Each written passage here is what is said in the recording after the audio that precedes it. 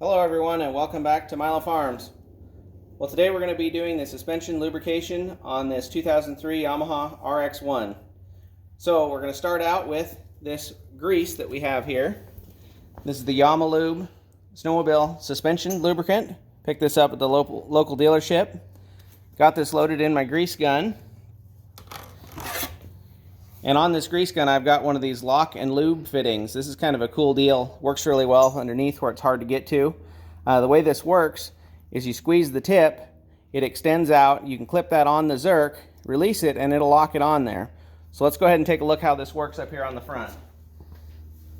Alright, you can see here we have our first Zerk on the Yamaha here on the front.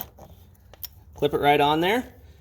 And all you got to do is just squeeze your grease gun, and in a couple squirts, you'll see it start to ooze out the top or the bottom there. And that's all there is to it.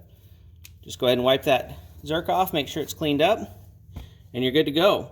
So real handy gadget. Check out the link in the description for one of those if you want. So then we'll go over here to the second one on the other side. You can see there's a lot of this blue grease going everywhere. That's the old grease that was used on it before the proper grease was gotten.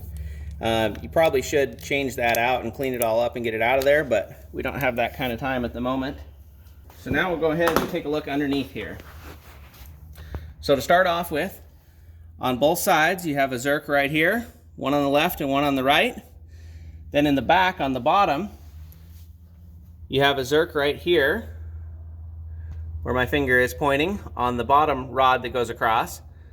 Then, right inside in the middle you have a Zerk. Then moving forward,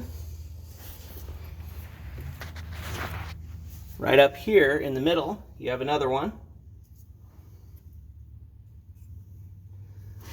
Then moving forward yet, right here in the middle is another one. And then, lastly, up here at the front, underneath in the middle, is one more. So we're also going to go ahead and hit those.